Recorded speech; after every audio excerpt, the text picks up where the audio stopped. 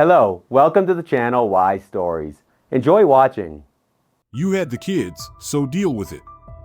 Her husband sent his entire salary for the renovation of his parents' country house, leaving his wife with 3 children and no money for food for a month. And in the evening, he was greeted at the door by a smiling mother-in-law with some documents.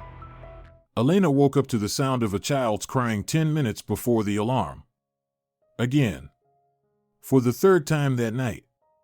She struggled to open her eyes and looked at the clock. It was 5:20 a.m. Baby Carmen had decided it was already morning and was demanding attention in every possible way, typical for a 9-month-old. "I'm coming, sunshine," Elena mumbled as she carefully got out of bed. Andres was sleeping next to her, or rather pretending to sleep. She knew the trick. As soon as the baby stirred, her husband would start feigning deep sleep, during which he could not hear the cries or the calls. And that's exactly what he was doing now, lying with the blanket pulled up to his nose, breathing loudly but too evenly for a truly sleeping person. Elena didn't wake him. There was no point. He would just brush it off, talk about an important meeting in the morning, about being tired, about needing to be in shape. She needed that too. She padded barefoot across the cool floor to the children's room. Carmen was standing in her crib, holding the bars and crying. Her diaper was soaked through. "What's wrong, little one?"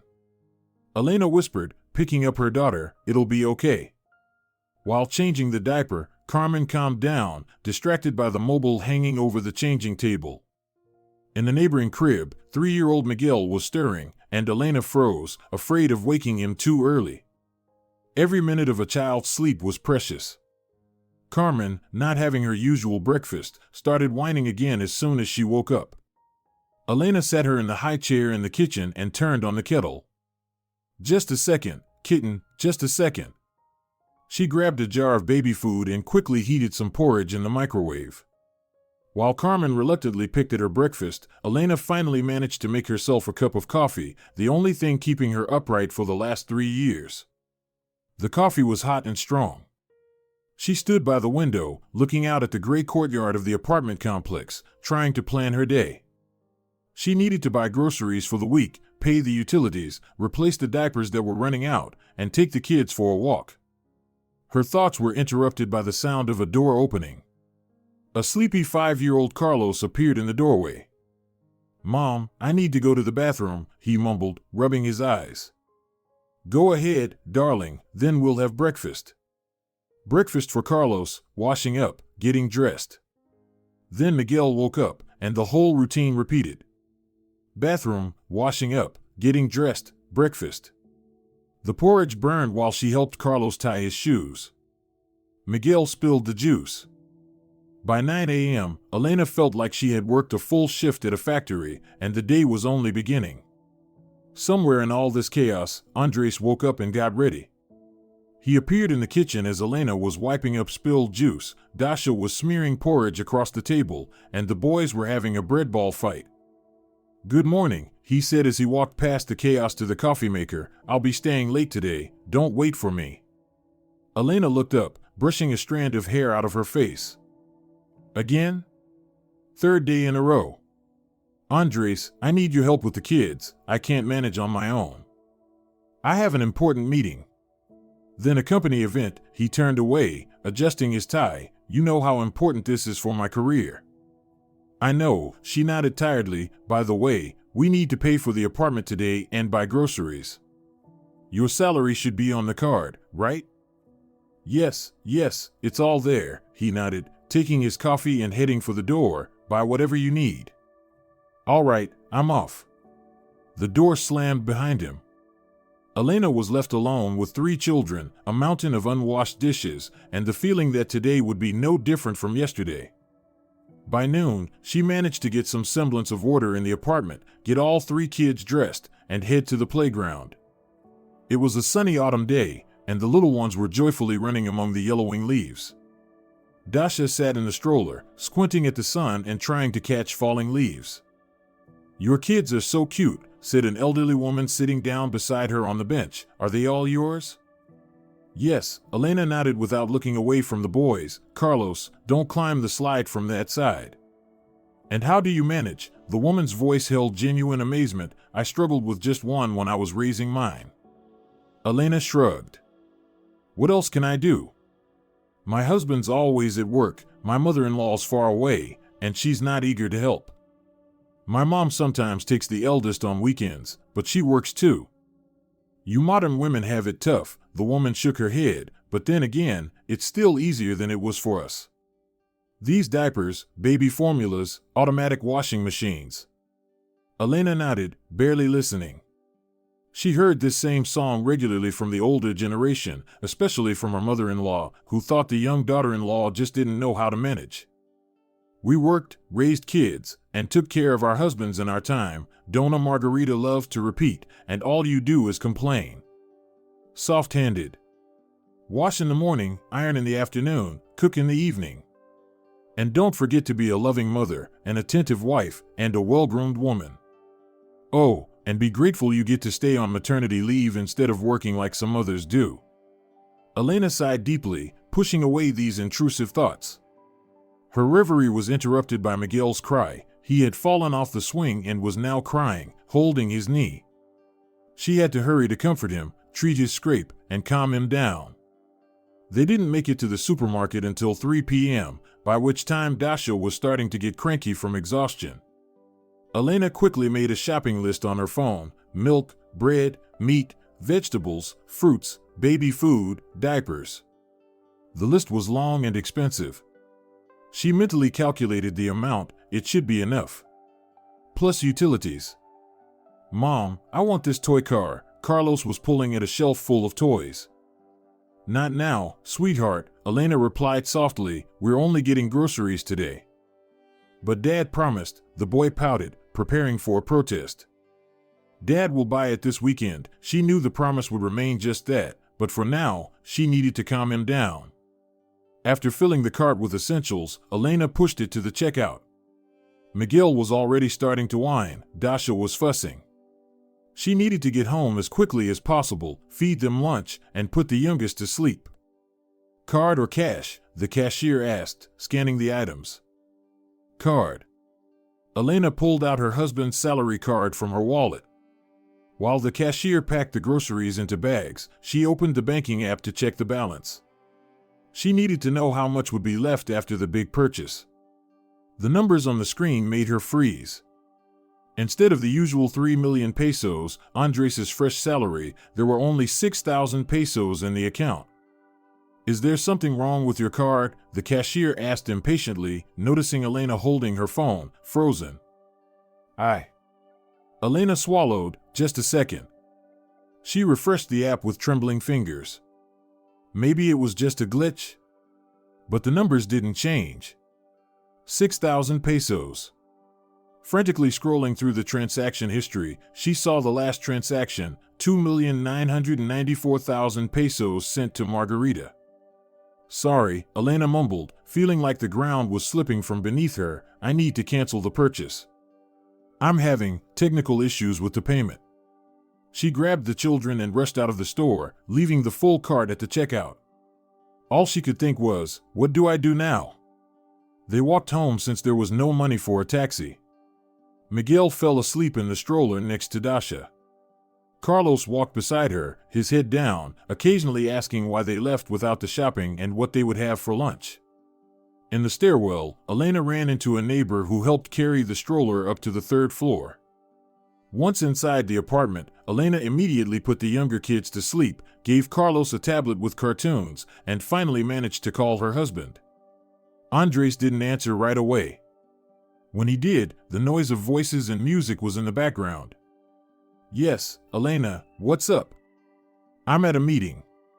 Andres, her voice trembled, what happened to the money? There's almost nothing left on the card. Your entire salary went to your mom. A short pause. And that, his voice showed no surprise or regret. Mom needed money to fix the roof of the country house. It was leaking, and if we don't fix it, it'll rot by spring. But, what about us? Elena felt the lump rising in her throat. We have kids, we need to live on something. Our fridge is empty, the diapers are running out, and we need to pay for the apartment. Listen, his voice now had irritation in it. Why are you making such a scene? You had the kids, so deal with it. You have maternity benefits, so just use them. And the family house, it's important too, it's an inheritance. She gasped with indignation. You wanted these kids. We planned the family together. And what do you mean deal with it? How am I supposed to deal with 3 little kids and no money? I don't know, figure something out, he snapped. Borrow from your mom or get a side job. That's it, I'm busy. Big conversation. Bye. The line went dead. He just hung up. Elena slowly slid down the wall to the floor, still clutching the phone in her hand. Tears ran down her cheeks, but she didn't even try to wipe them away. The words "you had the kids, so deal with it" kept echoing in her mind, and in her chest, a wave of fury mixed with despair rose. Carlos's voice came from the other room. Mom, what are we going to eat? She blinked and looked at the clock. 5 p.m. She had to cook something for dinner with what little was left. She had to figure something out. She had to keep going. The day of monotony continued. Only now with new, previously unknown obstacles. Elena wiped her tears with her sweater sleeve and forced herself to stand. The kids couldn't see her so broken and helpless. She had to do something immediately. Just a second, Carlos, she shouted toward the room, trying to make her voice sound normal. Mom will think of something. In the fridge, she found half a pack of pasta, some frozen ground meat, and 1 tomato. It would be enough for dinner, but tomorrow. Better not to think about tomorrow. While waiting for the water to boil for the pasta, Elena took out her wallet and counted the cash, 15,000 pesos in small change, the remainder from Andres' last salary.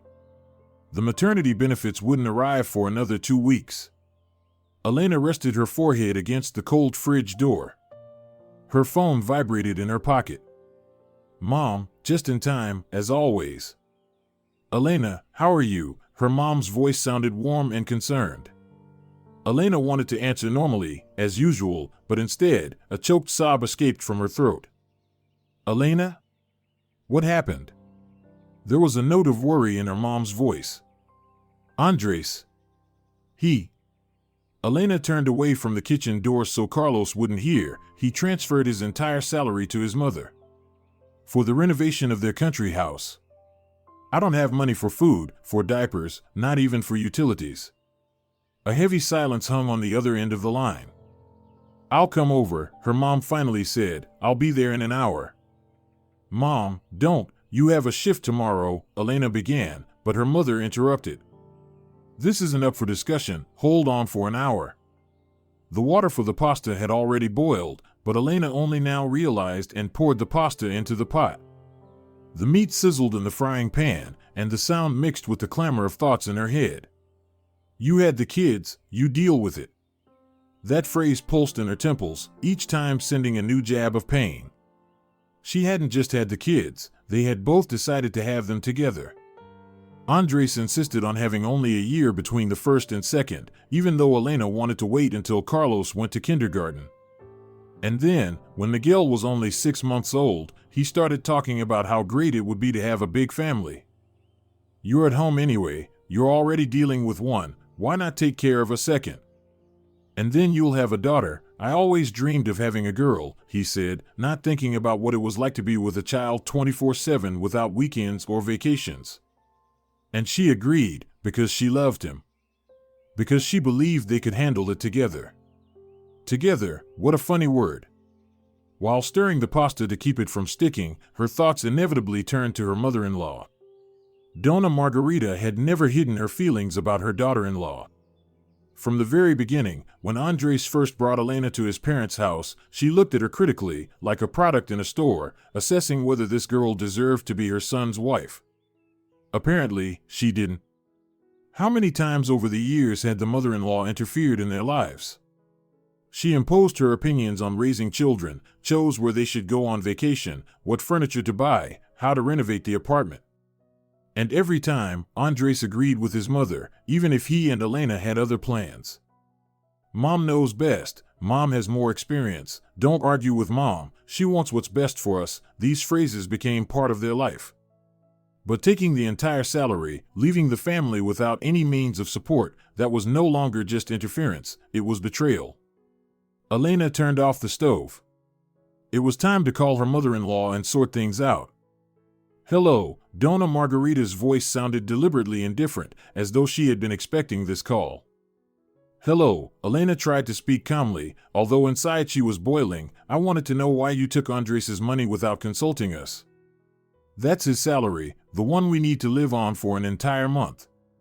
What's wrong with that?" Donna Margarita's voice now had a steel edge. "Andres thinks it's necessary to help his parents, not just support your children." "My children?" Elena felt the lump in her throat again. "They are our children, Andres and mine. And now I don't have money to feed them." Donna Margarita snorted. "Don't exaggerate.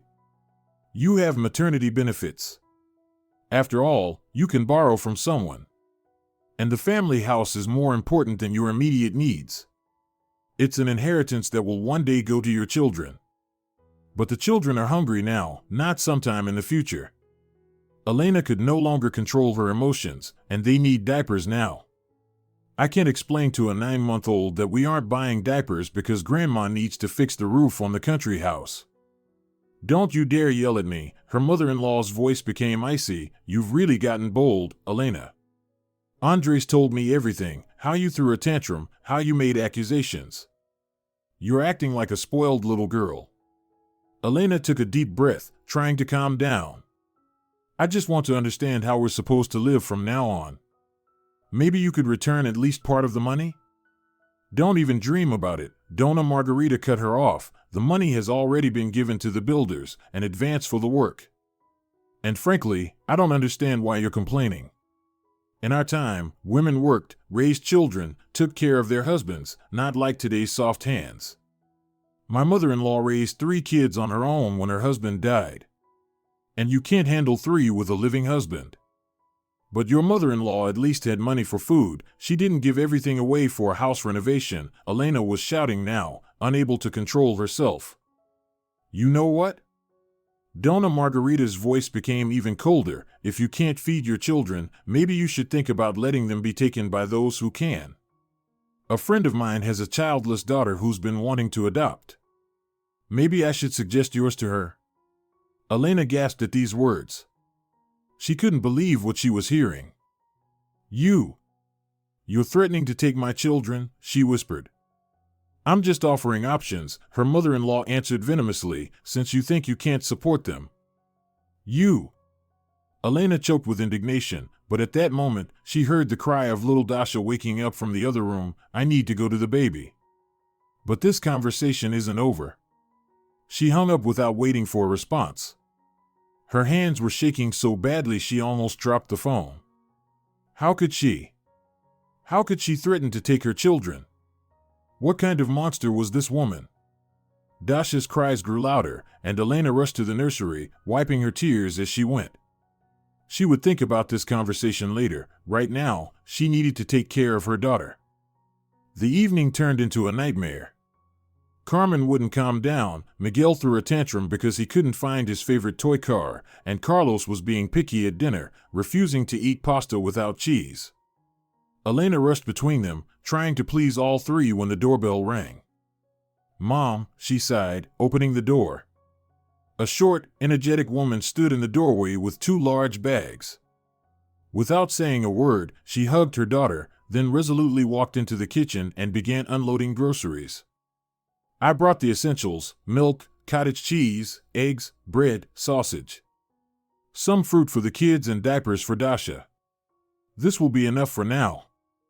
"Mom, thank you." Elena felt tears welling up again, but now they were tears of relief. "I'll pay you back as soon as." "We'll talk about repayment later," her mother interrupted. "Now tell me exactly what's going on." While Elena recounted the events of the day, her mother took care of the kids. She fed Dasha, found Miguel's toy car, and sat with Carlos, persuading him to eat. By 9 p.m., all 3 children were fed, washed, and put to bed. Now let's get to the bottom of it, her mother said, sitting across from Elena at the kitchen table. This isn't the first time Andres and his mother have acted like this. Elena shook her head. No, of course not. Donna Margarita has always interfered in our lives, but it was usually about little things: how to dress the kids, what to cook, where to go on vacation. Andres always gave in to her, but this financial betrayal is new. And how did he explain his actions? Carmen asked, looking closely at her daughter. He said the house is more important because it's an inheritance, Elena said bitterly, and also. She paused, struggling to get the words out. He said I had the kids, so I should deal with it. Mom, as if I had the kids alone, without him. As if he hadn't persuaded me to have each one of them. Carmen pressed her lips into a thin line. I see. So now they're only your children when it's time to feed them. But when it's time to show off to friends and family, they're immediately ours. His mother, Elena, swallowed, recalling the conversation with her mother-in-law. She said that if I couldn't feed the kids, maybe I should let them be taken by someone who could. She said one of her friends has a childless daughter who wants to adopt. Carmen went pale. She threatened to take your children? Not directly, but yes, Elena nodded. At first, I couldn't believe she would say such a thing. But she did. This is no longer just a family conflict, her mother said slowly. This is beyond the pale. Something needs to be done. What? Elena asked hopelessly. Divorce? How will I support the kids? I've been on maternity leave for 3 years with no work experience. Who would hire me? And Andres will probably pay the minimum child support, and even then, it will be irregular. First, we need to address the immediate problems, Carmen said firmly. I'll leave you some money for the next few days and talk to my boss about picking up extra shifts. I'll need to help you out until the financial situation is resolved. Mom, no, Elena shook her head. You barely have enough for yourself. And you're not getting any younger to be taking extra shifts. Stop it, her mother cut her off. I'm not falling apart, and unlike some people, I understand what parental responsibility is. And you, she looked at her daughter closely, you need to call his father, Dona Nicholas. Father-in-law? But why?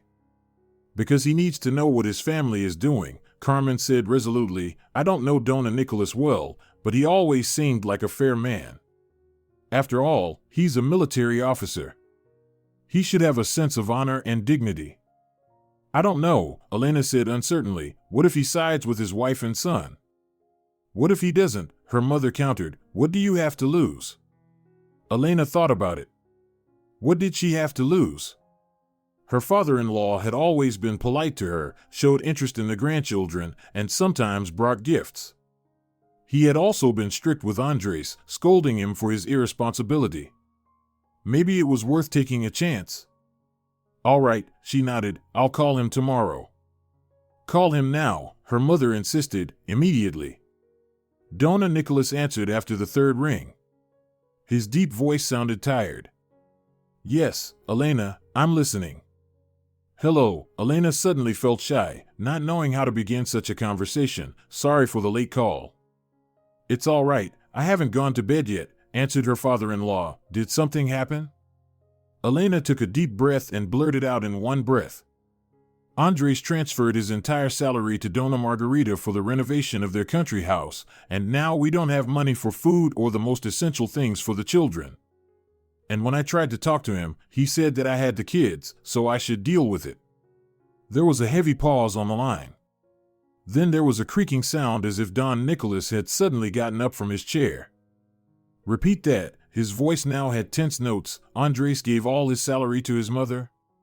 For the house renovation? Yes, Elena confirmed, 3 million pesos. He said it was more important because the house is an inheritance. And his mother? She hesitated but still finished. His mother hinted that if I can't feed the children, I should give them to someone else. What? Her father-in-law nearly growled the word. She said that. Yes. Elena even pulled the phone away from her ear. It was so loud how he exclaimed, I'm coming over right now. His voice was filled with such fury that Elena was scared. I'll be there in an hour. Don't do anything, don't call anyone, just wait for me. The call was cut off. Elena looked at her mother in confusion.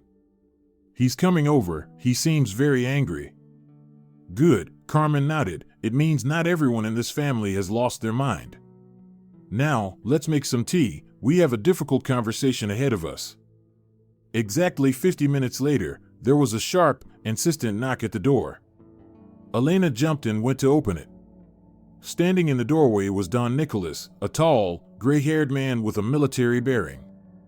His usually calm face was now twisted in anger. Come in, Elena stepped aside, letting her father-in-law into the apartment.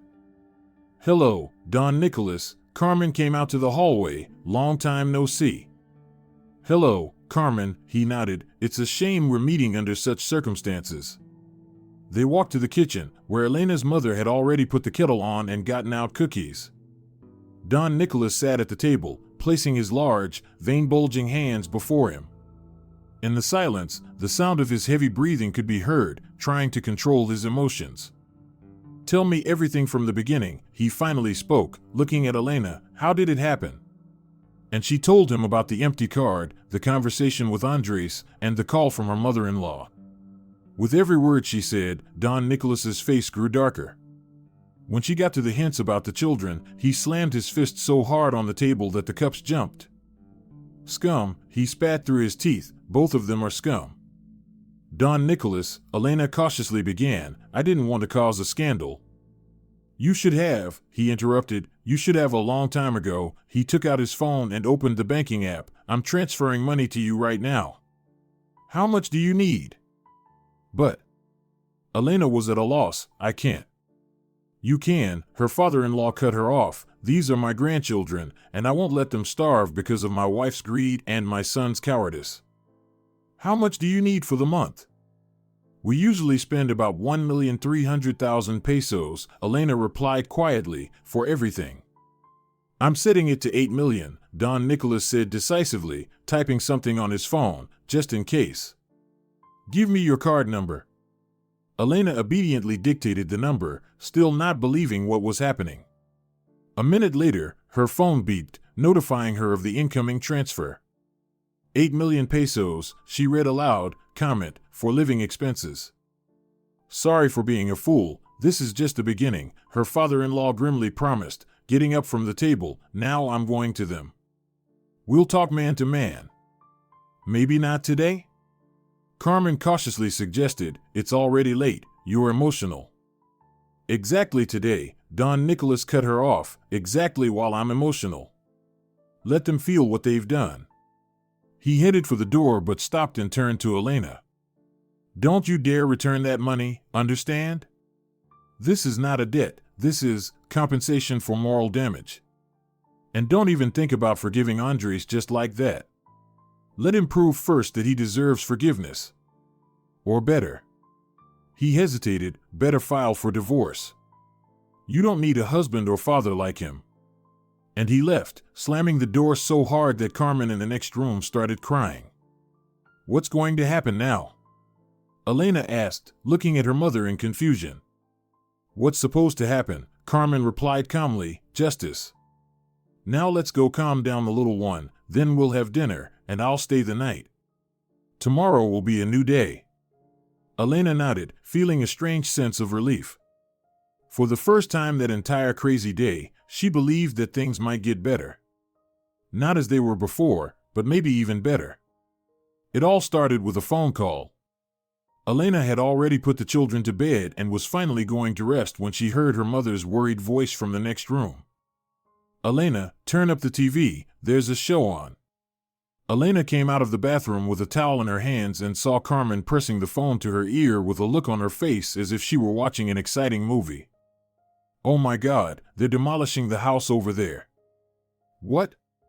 They really called the police? Carmen covered the phone with her hand and nodded to Elena. It's your neighbor, Lupita. She lives across from your mother-in-law's house. What's going on? Elena sat down next to her, feeling her heartbeat quicken. Don Nicholas caused a real scandal, her mother informed her, tearing her gaze away from the phone. According to Lupita, he arrived half an hour ago and is shouting so loud it can be heard all over the street.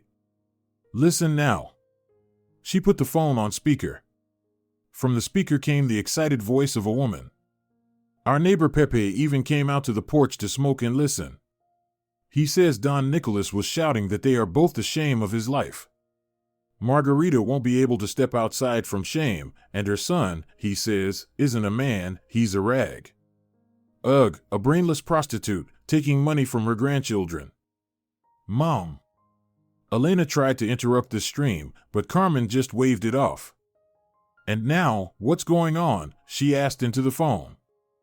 Oh, the police are here now, Lupita excitedly reported. Someone from the neighbors called. 2 cars, these young guys, one skinny, the other. What are they doing? Carmen interrupted. They went inside the house. And Don Nicholas is explaining something to them, waving his hands. Oh, now they're coming out. And your Andres is with them, all shriveled up, like a guilty boy. And Margarita is standing at the door, waving a handkerchief, whining. You know, I think I've never seen her not commanding but justifying herself. Elena sat, her face covered with her hands. What was happening felt like a bad dream. Lupita, call me tomorrow and tell me how it ended, Carmen said. We need to discuss the situation. She hung up the phone and turned to her daughter. Well, the scoundrels got their comeuppance. Not funny, Mom, Elena shook her head. I think Don Nicholas went too far. Why call the police? This is a family matter. According to the story, the police were called by the neighbors. Her mother remarked, it must have been noisy. But anyway, Elena, when it comes to the well-being of children, it's no longer just a family matter. And I think your father-in-law did the right thing by shaking those 2 up. Now it's time to sleep. Tomorrow will be a tough day. The tough day began at 6 a.m. with a phone call. Elena groggily grabbed the receiver, expecting more news about yesterday's scandal, but on the other end was Andres. Are you happy? His voice was hoarse, as if he had been shouting for a long time. You set my father on us? Elena sat up in bed, instantly wide awake. I didn't set him on you, I just told him the truth. About how you left your children without money for food. About how your mother threatened to take them. She didn't threaten, you misunderstood. Andres' voice sounded irritated. She just explained that if you're having money problems, there are options. Shut up, Elena suddenly said with such cold fury that she didn't even recognize herself. Don't you dare justify her. Or yourself. You both showed your true faces, and you know what? I feel relieved now. I now know that I can't rely on either you or her. So, you can rely on your father, huh? Andres asked sarcastically. You think he gave you money just like that? No, sweetheart, he did it to spite Mom. They have their own issues, and you. And my children became pawns in your dirty family game, right? Elena interrupted. Well, it's good that at least someone took our side. Someone with a conscience. A pause hung in the air. He went to file a report against me, Andres finally said, for fraud and non-payment of alimony. Is this what you wanted? For me to have legal problems? No, he didn't go. They took him, Elena corrected. As far as I know, the police came yesterday. And no, I didn't want legal problems. I just wanted you to be a decent husband and father. I guess I wanted too much. Elena, listen, Andres' voice now had conciliatory notes. Let's talk. I'll come over today, and we'll discuss everything. I understand you're upset, but... Don't come, she cut him off. I have nothing to talk about with you. And if you do show up, I won't open the door. She hung up and sat for a few minutes, staring at the wall. A strange calm spread inside her, as though she had finally shed a heavy burden she had been carrying for years, without even realizing it. From the kitchen, the sounds of her mother making breakfast could be heard. The children would wake up soon. It was time to get up and start a new day, one that promised to be just as turbulent as the last. At 11 a.m., there was a confident but not loud knock at the door. Elena reluctantly went to open it, expecting to see Andres, but standing at the doorstep was Don Nicholas. "May I?" he asked, and his voice carried no trace of yesterday's fury, only fatigue. Of course, Elena stepped aside, letting her father-in-law in. "Come in." The apartment was noisy. Carlos and Miguel were playing in the living room. Dasha was sitting in her high chair in the kitchen where Carmen was preparing lunch. "Ah, Don Nicholas!" Carmen exclaimed, seeing their guest. "Tea? Coffee?" "Thank you, Carmen, I'll have coffee," he nodded, walking into the kitchen. "And this is my granddaughter. I haven't seen the little one in a while." He approached Dasha and gently stroked her head. The little girl looked up at him with her blue eyes and gave a toothless smile.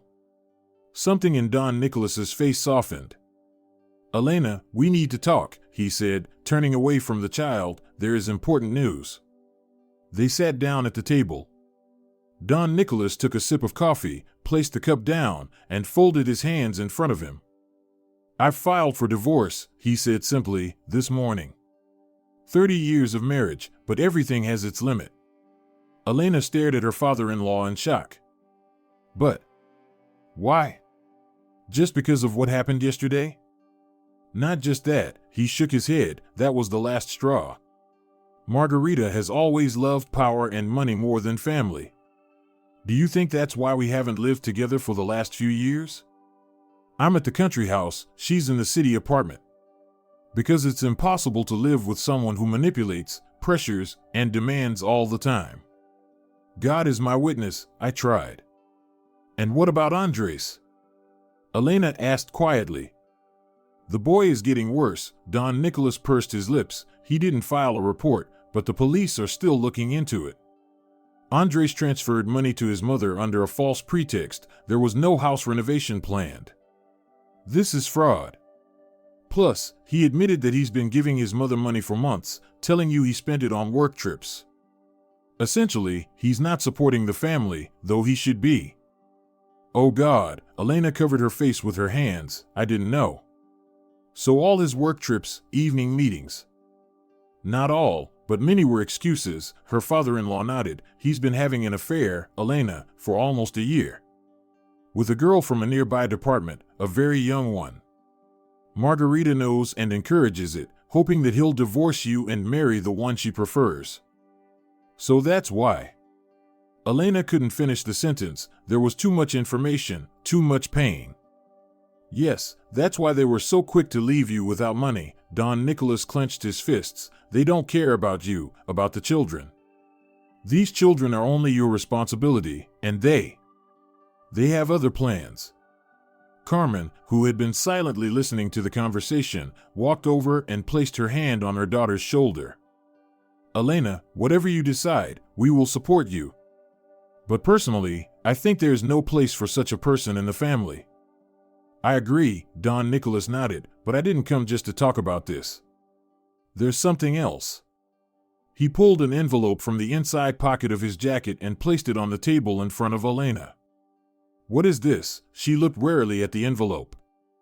"Documents for the apartment," her father-in-law replied. "I've transferred it to your name." Elena flinched, not believing her ears. "What have you done?" "I transferred the apartment you live in to your name," Don Nicholas repeated. "Formally, it belonged to me. Andres thinks it's his. I promised to give it to him at the wedding, but the documents were never transferred. And it's good that they weren't. Now it's your property, legally. And Andres won't be able to kick you out, even if he wants to." "But I can't accept such a gift." Elena shook her head. "It's too much." "It's not a gift," her father-in-law interrupted. "It's justice. You gave birth to and raised my grandchildren. You were a good wife to my son, even though he didn't deserve it. And most importantly, these children need a home. A safe home." He pushed the envelope closer to Elena. "Take it and don't argue. It's already legally arranged." Elena looked at her mother, seeking support, but Carmen only nodded. "Take it, dear. He's right, the children need a home." With trembling hands, Elena took the envelope. "Thank you." "I don't know how to thank you." "Just be a good mother," her father-in-law replied simply. "The rest we'll take care of." That evening, Andres did show up, as Elena had expected. But she didn't open the door, she only shouted through it. "Leave, we have nothing to talk about." "Elena, don't be foolish," he started knocking harder. "This is my apartment, by the way." "No, it's not yours," she replied calmly. "It's not yours anymore." "What are you talking about?" There were hysterical notes in her husband's voice. "Open up immediately." Instead of answering, she slid a piece of paper under the door, a photocopy of the property ownership certificate for the apartment, clearly stating her name. A silence hung in the hallway, then a torrent of curses erupted from Andres, and Elena quickly covered Miguel's ears, as he was playing nearby. "You slut!" Andres screamed, banging on the door. "You deliberately seduced my father." "Whore!" The door to the neighboring apartment opened, and the sharp voice of the elderly neighbor, Dona Ana, came through, the retired teacher. "Young man, stop it immediately. There are children living here. I'll call the police." "Call them." Andres yelled even louder. "This is my apartment. My wife won't let me into my own apartment." "This is not your apartment," calmly said the neighbor. "I saw the documents when I helped Elena register the baby. It's her name on it." "What?" Andres seemed to choke on his outrage. "You're all in on it." He started banging on the door again, causing Dasha, who had been sleeping in the stroller in the hallway, to wake up and cry. Elena picked up her daughter, holding her close and soothing her. "I'll take you to court." Andres continued to shout. "I'll prove that you manipulated my father." "That you." He didn't finish. There were heavy footsteps in the hallway, and a new voice spoke. "Andres, come with us." "What? Who are you?" Panic crept into her husband's voice. "Police. We have a report about public disturbance and threats." "But I just..." Andres mumbled, clearly confused. "Come with us," the male voice repeated. "We'll sort this out at the station." There was a shuffle, then the sound of several people moving, and finally, everything went quiet. Elena stood there, holding Dasha close, feeling her knees shake. Who had called the police? Dona Ana? Or someone else? Almost as if in response to her thoughts, there was another knock at the door, soft and delicate.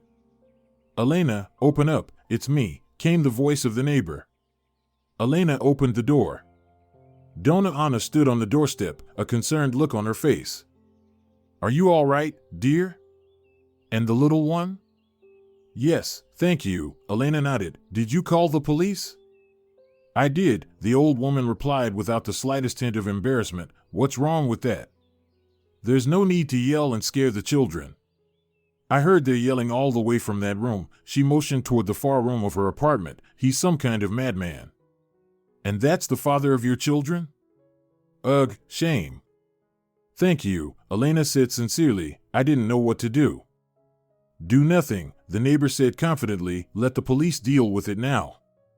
And if anything, know that I'm always here. Call me, knock on the wall, I'll come running.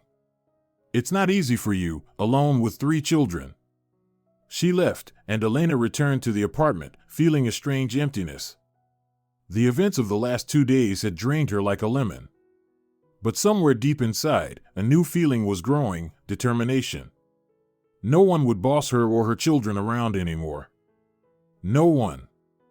The next morning, Don Nicholas arrived. He looked grim but determined.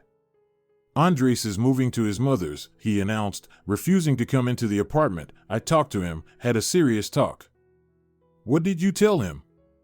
Elena asked, standing in the doorway. "The truth," her father-in-law shrugged, "that he betrayed his family, that he's not a man or a father if he left his children without the means to survive, and that if he ever shows up here with threats again, I'll write a report myself and testify against him in court." "And he?" Elena swallowed the lump in her throat. "He freaked out, yelled, blamed everyone around him." Don Nicholas shook his head, but in the end, he admitted he was wrong. Of course, he immediately started justifying himself, saying his mother made him do it.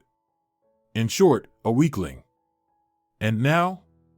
Elena still couldn't believe that their marriage was falling apart so quickly. Now divorce, Don Nicholas said firmly. I've already called my lawyer. He'll help with the paperwork. Andres will pay alimony, generous alimony. I'll make sure of that. And no mother of his will stop it. He paused, looking past Elena into the apartment, where the boys were playing on the living room floor, and I wanted to ask, do you mind if I visit the grandchildren? Regularly. I know, after the divorce, it will be strange, but... Of course, I don't mind, Elena hurried to reassure him. You will always be a welcome guest in this house. And Carmen thinks so too, I'm sure. Thank you, he nodded, and for a moment his stern face softened. Then I'll see you tomorrow. I'll bring the lawyer's documents and maybe some toys for the boys. What do they like? Soldiers, Elena smiled. They love soldiers. Great, Don Nicholas smiled slightly too. Then there will be soldiers. He turned to leave but suddenly stopped and added, you know, Elena, I always thought you were a good daughter-in-law. And a good mother. It's a shame my son never appreciated that. And he left, leaving Elena standing in the doorway with a lump in her throat and the strange feeling that the worst was behind her. Now, a new life began, difficult, unknown, but perhaps much happier than the old one. 3 days later, Elena was sitting in the kitchen, going through the documents brought by Don Nicholas's lawyer. The divorce petition had already been filed, and now they had to figure out the alimony and division of assets. The apartment was fully hers, that was unquestionable, but there was still the car, the country house, and some accounts. A phone call interrupted her thoughts. The name Donna Margarita appeared on the screen. Elena frowned. Her mother-in-law hadn't called since that fateful day, and she had hoped it would stay that way. But apparently, it was time for the next round. Hello, she said coldly as she picked up the phone. Elena, it's me. Donna Margarita's voice sounded unusually soft, even somewhat pleading. How are you, dear? How are the kids? Fine, Elena cut her off, not falling for the tone. What do you want, Donna Margarita? Oh, nothing special, her mother-in-law flustered. Just wanted to check how you're doing. And also, you've already filed for divorce, right? Yes, Elena confirmed. Well, why? Maybe you shouldn't rush. There were hopeful notes in Donna Margarita's voice. Maybe you should give each other a chance. Andresito is very upset, you know? He's realized his mistake. He's sorry. Then let him tell me himself, Elena said, surprised by the sudden change in her mother-in-law. Actually, no, don't. Nothing will change. The decision is made. But, Elena, her mother-in-law's voice became pleading, you must understand, this apartment was supposed to go to Andres. His father promised it at the wedding. And now he's saying he won't give him this apartment, or the house, or even the old car. Andres has nowhere to live. So that's how it is. Not caring about the grandchildren, not caring about the family, only about the property. He has a place to live, Elena answered coldly, with you. As far as I know, you have a 3-room apartment. But that's not the same, her mother-in-law's voice now showed irritation. I'm used to a certain lifestyle. I have my own room, he has the living room. And where are we supposed to have tea, watch TV? And also, this girlfriend wants to move in with us. Where would she stay? It's cramped. Those are your problems, Elena cut her off, and his. You didn't care about where we were going to live when you took all our money. So figure it out yourselves. You're turning Nicholas against us, her mother-in-law suddenly shrieked, going on the attack. You've seduced him. You traded the old man for a young one. Shameless woman.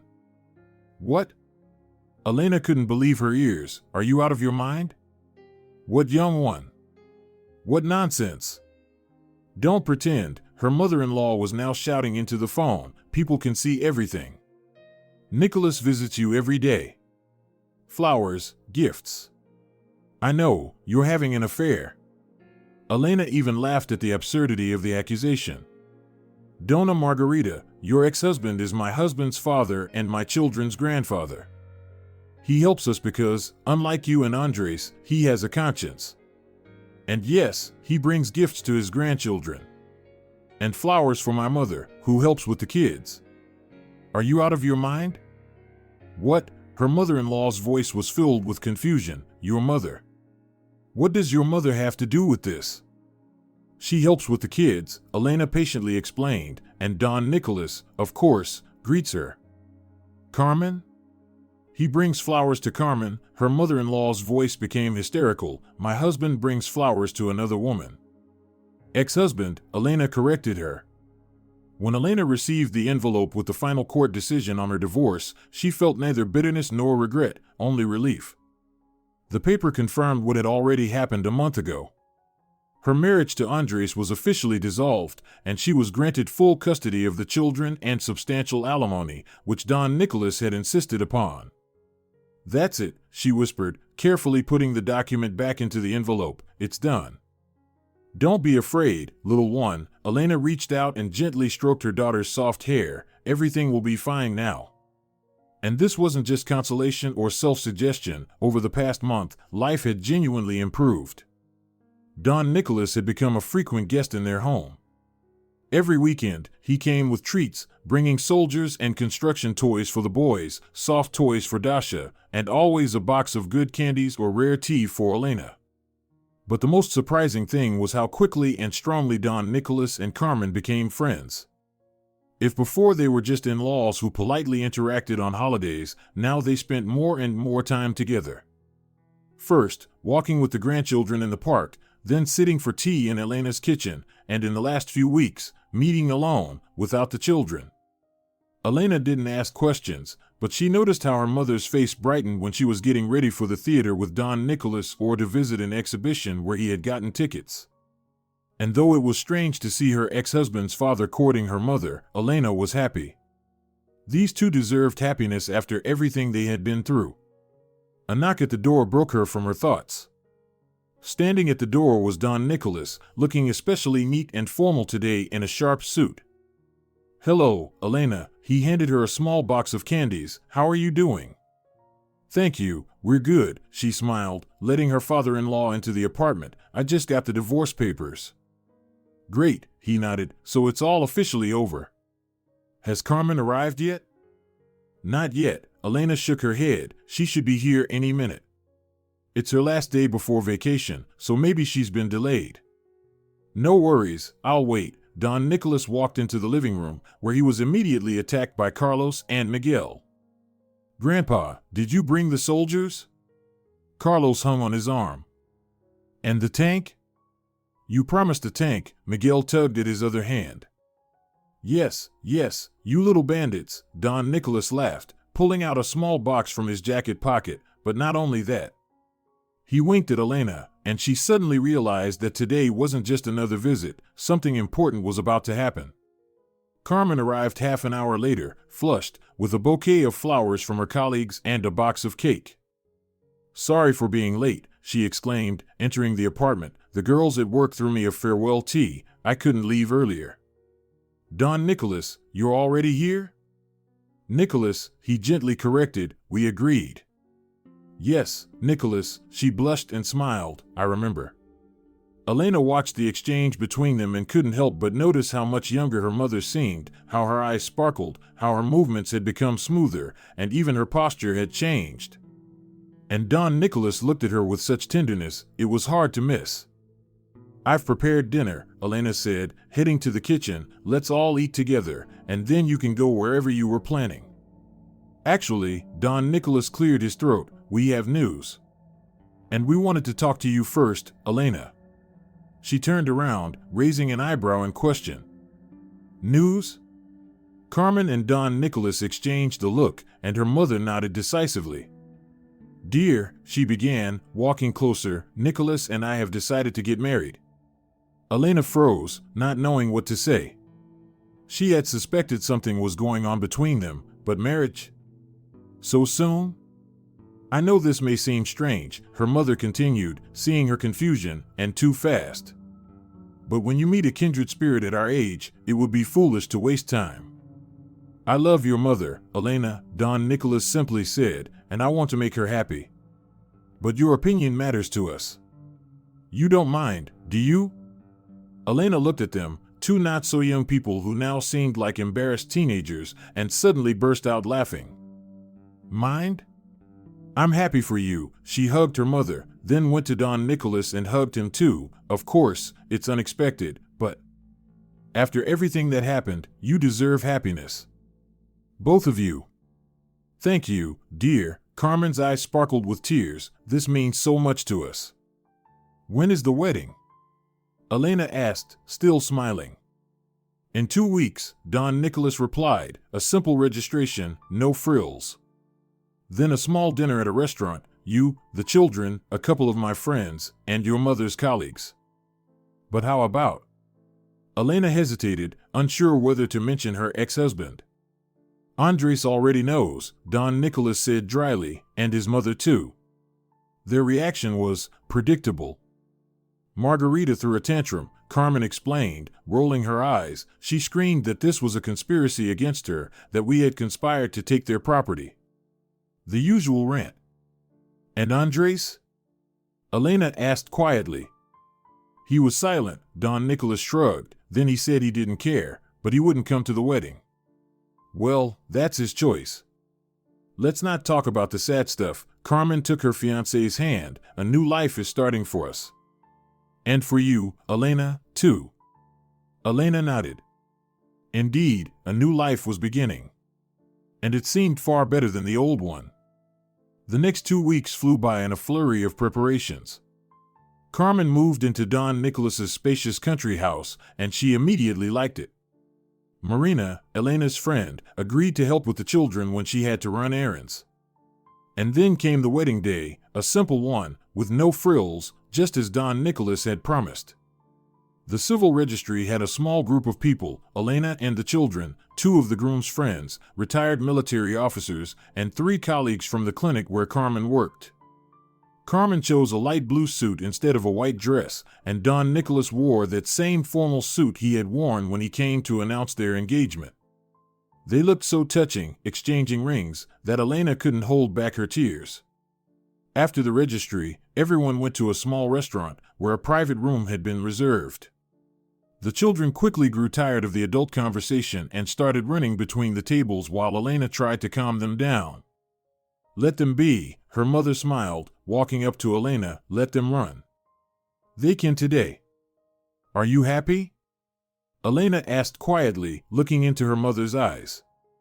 Very, Carmen replied simply. I never thought I could meet such love at my age. Nicholas. He's special. Reliable, genuine. I'm happy for you, Elena said sincerely, for both of you. And you? Her mother asked, looking at her daughter carefully. I'm fine, Elena smiled. Really? You know, when all of this started, with the money and Andres' betrayal, I thought the world was collapsing. But it turns out it was just changing. For the better. Carmen hugged her daughter. You're strong, Elena. You've always been strong. And you'll handle everything. And Nicholas and I will always be here to help. I know, Elena hugged her mother tightly. Thank you for everything. A week after the wedding, Elena started renovating the apartment. She had long wanted to change the interior, make the home brighter and more spacious, but Andres had always been against it, saying, why waste money on nonsense? Now, as the rightful owner of the home, nothing stood in her way to bring her ideas to life. Don Nicholas insisted on helping financially, saying, this is my gift to my grandchildren, and together with Carmen, they chose the construction crew and materials. The renovation was expected to take a month, and during this time, Elena and the children moved to the country house of her mother and Don Nicholas. The children were thrilled. There was a spacious yard, swings, a gazebo, even a small pond with carps. Nicholas, as he was now called by everyone, including the grandchildren, turned out to be a patient and caring grandfather. He made little boats with the boys, taught them to fly a kite, and built a small children's table for Dasha, where she could draw and play with clay. I never had time for my own son, he once confessed to Elena as they watched the children play. Constant business trips, service. Maybe that's why he turned out this way.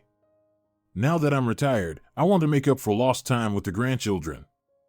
They adore you, Elena smiled, especially Carlos. Yesterday, he said he wants to be a soldier like Grandpa Nicholas. Don Nicholas beamed with pride. A great boy is growing up. And Miguel too. Your little girl will be a beauty, just like her mother.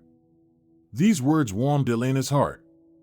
After Andres left, she had feared that the children would be deprived of male attention and a role model, but Don Nicholas more than made up for the absence of a father. One day, when Elena returned from yet another inspection of the renovation, she found an unpleasant surprise waiting for her. There, at the gate of the country house, was the familiar silver Volkswagen, Andres's car. Her heart tightened with anxiety. Why has he come? What does he want? Entering the house, she heard voices coming from the living room. One belonged to Andres, the other to Don Nicholas. They were speaking quietly, but tensely. This is my legal right, Andres was saying. I'm their father and I want to see my children.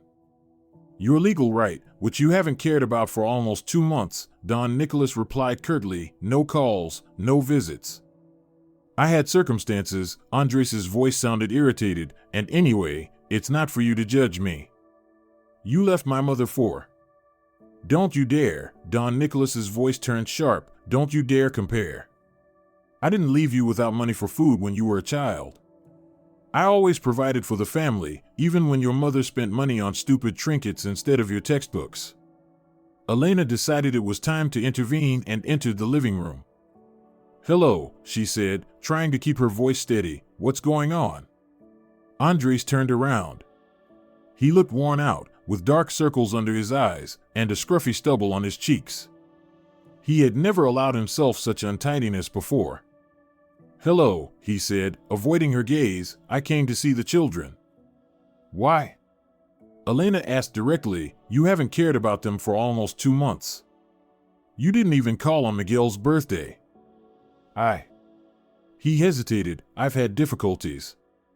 But I want to make it right. I miss them. Elena looked carefully at her ex-husband. Something had changed in him, something had broken. What happened, Andres? She asked, sitting in the chair opposite him. Why did you really come? He sighed, rubbing his nose. My mother and we had a big fight. I moved out. I'm renting a room now, but they won't let me have the kids there. And I really would like to see them sometimes. And your girlfriend? Elena didn't want to sound sarcastic but couldn't help herself. She can't take the kids? We broke up, Andres replied shortly. She has other priorities. Don Nicholas snorted. So, when your mistress left you and your mother kicked you out, you remembered the kids. Convenient. Dad, please, Andres turned to his father. I know I've done wrong. To all of you. But I want to at least try to make things right, at least with the kids. Elena remained silent, unsure what to say. On one hand, the children had a right to see their father. On the other, could she trust someone who had betrayed them so easily? I'll think about it, she finally said, but today, you won't see them. They're in the park with their grandmother and will be back late. That was a lie. The children were playing on the second floor, but Elena didn't want Andres near them until she figured out the situation. I understand, Andres nodded. Can I call tomorrow? You can, Elena agreed, but I make no promises. Andres stood up, preparing to leave. He turned at the door. You know, Elena, I really messed up, didn't I? I truly messed everything up? His voice held such genuine regret that, for a moment, Elena felt a pang of pity. But only for a moment. Yes, Andres, she answered calmly, you messed everything up. And no apology will change that. But for the sake of the children, I'm willing to compromise and let you see them.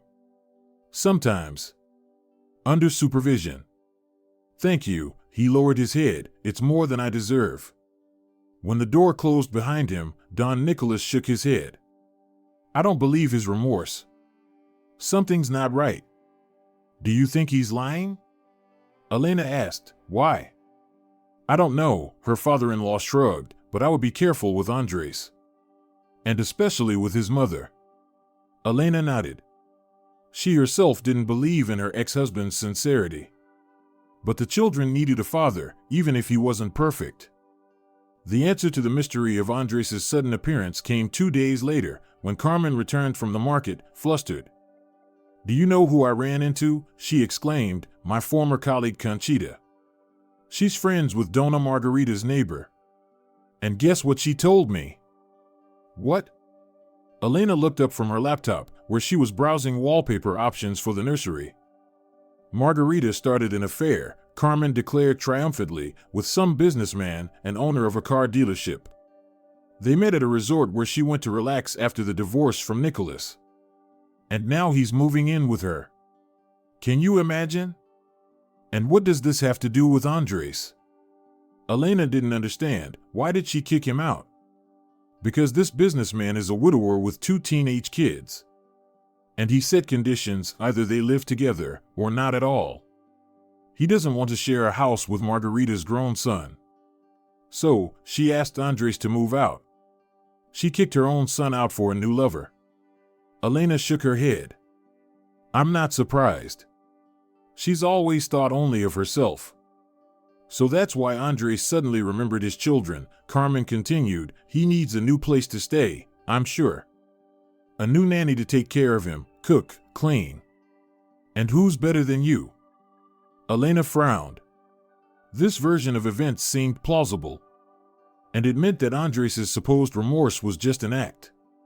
He was simply looking for a way back into his comfortable life. "What are you going to do?" her mother asked, seeing her thoughtful expression. "What I promised," Elena shrugged. "I'll let him see the kids, but no more. No return to the family, no chance for reconciliation." "Right," Carmen nodded. "Take care of yourself, darling. You deserve so much more." The renovation was completed in 3 weeks, and Elena moved back into the newly updated apartment with the children. The light walls, new furniture, and bright accents were exactly as she had dreamed. Even Andres, who came to visit the children the very first day after their return, was impressed. "It's different now," he remarked, looking around, "cozy." "Thank you," Elena replied coldly. "The kids are in their room, you can go play with them. You have 2 hours. He obediently went to the children's room, and Elena stayed in the kitchen, preparing lunch. It felt strange to see her ex-husband in her new home, like a ghost from the past. But for the sake of the children, she was willing to tolerate his presence a couple of times a week. In the evening, after putting Dasha to bed and sending Miguel to the bathroom, Elena sat on the couch in the living room. Her heart was calm and light. Outside, the last autumn leaves were falling, and the apartment was warm and cozy. The phone rang. Don Nicholas. "Elena, how are you settling in?" His voice sounded caring. "Everything all right?" "Everything is great," she smiled. "The apartment is just wonderful now. Thank you, you and Mom, for all your help." "No need to thank me," he said seriously. "This is our family, and in a family, we help each other." The word family now sounded new. Not her husband and his relatives, but a true family where there was support, understanding, and love. "By the way," Don Nicholas continued, "Carmen and I were thinking. Maybe you'd consider going back to school? I know you've always wanted to get a second degree. And we'd be happy to watch the kids while you're in class." Elena froze. This had been her longtime dream, to become a psychologist. But with 3 small children, it seemed like it would have to wait for a long time. "Are you serious?" she asked cautiously. "Absolutely," her father-in-law's voice held a smile. "You're young, smart, you need to develop. And Carmen and I will be happy to spend more time with the grandchildren." "I'll think about it," Elena promised, feeling warmth spread inside. "Thank you, Nicholas. For everything." "No need to thank me, daughter," he replied simply. "See you tomorrow." Elena hung up and walked to the window. There, in the autumn park opposite the house, streetlights flickered on, illuminating the paths covered with fallen leaves. Somewhere out there, couples walked hand in hand, parents with children, lonely dreamers. And she stood in a new home, in a new life, and for the first time in a long time, she was truly happy. 3 years of maternity leave had drained her to the limit, But now this chapter was over. Ahead lay a new beginning. With difficulties, of course, but with the support of those who had truly become her family. You had the kids, you deal with it, she remembered the words of her ex-husband. Well, she had dealt with it. And she had succeeded. But not alone, she had the help of those who were by her side in her hardest moment. Footsteps sounded behind her. Carlos had come out of his room with a book in his hands. "Mom, will you read to me?" he asked, holding out the worn book of fairy tales. "Of course, sweetheart," Elena smiled, taking her son's hand. "Let's go read." Life continued, and it was beautiful. If you're enjoying it as well, leave a like and subscribe to the channel.